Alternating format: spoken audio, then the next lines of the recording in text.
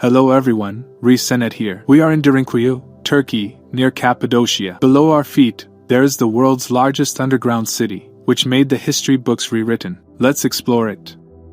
In the beginning of 1960s, a man was renovating his house. When he torn down his wall, he realized that it opens a mysterious room and saw tunnels continuing after. Then he took a light source in his hand and started exploring. During the exploration, he understood that these tunnels go even further. He wasn't aware that this place is the world's biggest underground city. Here there are shelters, supply rooms. Of course, there should be animals, so stables, missionary schools, a church, wine houses, and a big grave room. So how do these people breathe? There are ventilation spaces like this, but this one was closed during the restorations. One shelter here, one there. It is said that this underground city could take up to 20,000 people inside. And here is the kitchen area. This bit you're seeing is the tandoori, a traditional Anatolian floor furnace. They used to stick their breads and cook their meats to pans here. Of course, there is a chimney supposed to take the smoke out. That's the chimney. You see the top. There are smoke stains. People used to cook their meals in the night to stay unnoticed. Obviously, smoke wasn't visible in the night. Every family didn't have their own kitchen. They all used this one together as a common area. In these holes you're seeing, they used to keep their food like barley or wheat. After AD 30, when Jesus Christ had already claimed his prophecy, the first Christians couldn't easily find a safe place for themselves. They were at risk. In the 2nd century, these Christians came to Antakya, Kayseri, then here. Of course, they knew how to hide from the invaders by going underground. These top stones you're seeing are volcanic formations. Now, these are very hard because when they meet with air, they get hardened. However, if you dig this layer, you would see that the 2nd or 3rd or deep layers are very soft. And by drilling through these stones, they built an underground city here. It was the years 150s or 160s, a short time after when Jesus was born. Some of their grandparents might have seen Jesus Christ. The Roman Empire was idolater and didn't want Christians back then. The empire was cruel towards them, so those Christians came underground and protected their religion. Maybe if these Christians hadn't survived here, the Christianity might have never spread. In this mysterious underground city, almost anything that is needed for humans to survive exists. But what is there in the deepest point of it? It is really huge here. There is a ventilation hole here too, but during restorations, it was closed. Actually, there are many underground cities that people used to hide in. In this region, it is said that there are 150 or 200 underground cities. Now there is one more underground city around here, Kaymakli Underground City. We are in Derinkuyu. It is said that these two underground cities are connected with each other. This 4.3-mile or 7 kilometers tunnel connects to Kaymakli. With these tunnels, underground cities are connected to each other. There is a huge network of cities below Anatolia. This stone you're seeing is for blocking the tunnel in case things don't go right. For preventing enemy soldiers from continuing through here. I'll talk about these stones again later. Let's continue more. We of course want to go to places that normal tourists are too lazy to go. The more places we see, the more things we learn. It is unbelievably chilled down here. It is about 68 degrees Fahrenheit or 20 degrees Celsius here. Chilly in summer, warm in winter. Think about it. In that time, in the 2nd or 3rd centuries, people lived here. Of course, we illuminate the place with flashlights now. But they saw their surroundings throughout the darkness with candles. Imagine the atmosphere back then. Days, weeks spent with anxiety because of the fear from the enemy. And we feel a little bit claustrophobic down here. Let's see where this leads. Let's film here. I'll take the camera. I'll shoot it like this. Of course, it was closed. It was the continuation of 4.3-mile tunnel going to Kaymakli. Look, I'll show you why the air here is clean.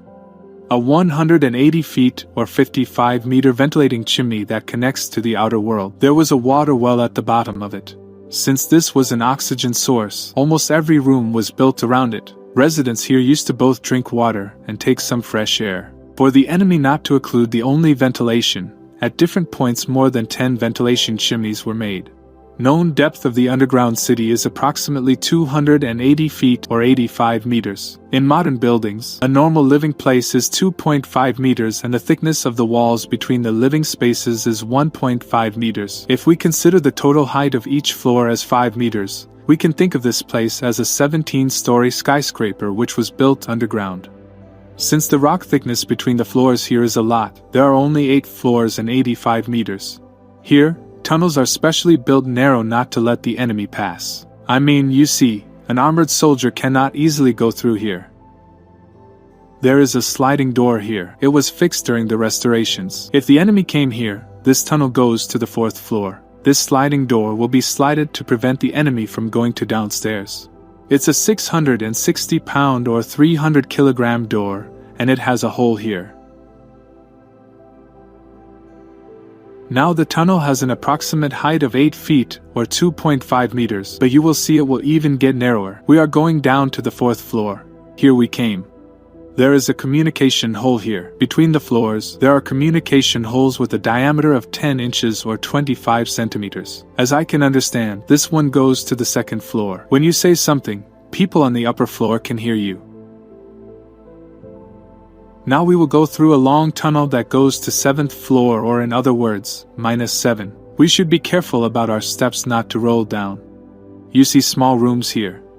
There is another sliding door. I'll show you something. Now there is a small room here. They push this heavy door from the back and close the tunnel to prevent anyone passing from the 4th floor to the 7th floor. There are trap tunnels here as well. When the enemy soldiers enter, they will go through these tunnels, but it goes nowhere, which are dead ends, and soldiers lose their lives in here. When they enter residence here, close the sliding door behind just like that one and eliminate the soldiers. Even today, an ordinary subway construction takes 45 years. 1,800 years ago, when there were no modern tools and machines and there was no electricity. How was this place built? Thousands of workers are needed just for the digging. Total weight of the sand and stones taken from underground is estimated to be more than 5 million tons. Now we are on the 7th floor. There is a church here. As you can see, there are crosses here. Also, this space is designed as a cross form. There is a long arm of the cross and there is a short arm.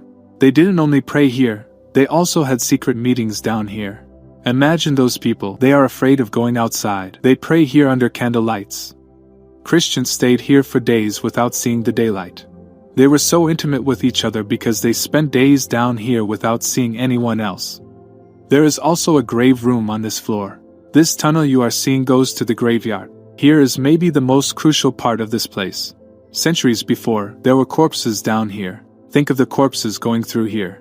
Imagine that you are here at that time. Maybe you lost one of your family members and you are carrying his or her body here. A quite narrow tunnel. There were dying people naturally. They buried them here to make corpses decompose easily and stop the corpses from smelling. They dissolved them by chemicals. Obviously, they couldn't burn the corpses because there is no space for the smoke to go.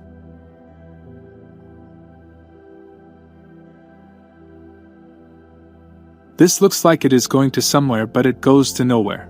A closed area. Possibly chemicals and tools for decomposing bodies were kept here.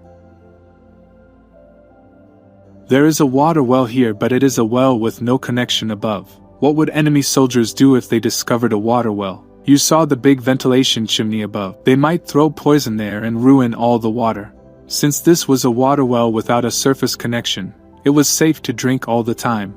Now we are in the last tunnel which goes to the 8th floor. Of course, this is the last part of the place that is open to us. So there was a ventilation chimney above, 180 feet, 55 meters long as I said. This is the deepest point of it. You can see some trash there. Now let's go to the rooms where people live. You see many rooms here. My backpack touched the upper part of the tunnel. I will leave it here. We should be a little careful here. The information I give in this video is based on the Anabasis Book of Xenophon. Let's continue exploring where people live. Tourists visiting here usually don't come here. It is hard to climb and the floor is a little slippery. There are small rooms there. A family used to live here. Imagine them. They fear from the enemy outside. Again, it belongs to a family.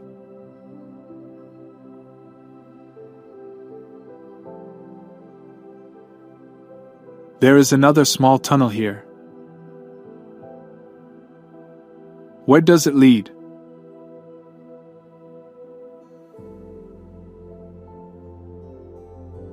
I hit my back a little while passing. Let's go to the very end.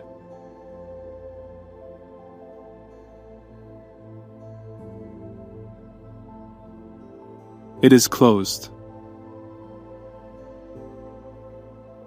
Let's go down.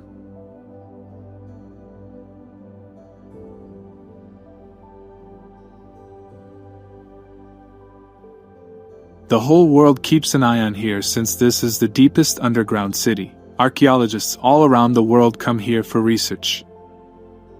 There is a huge door here. This hole you are seeing is for looking who is behind the door after the door is closed. Or it was used for shooting arrows or throwing spears. We are at the barn area right now. Animals used to be here. These are small holes where animals were tied to. They used to tie their animals here. These are the areas where animals used to eat or drink water. And also, traps are here.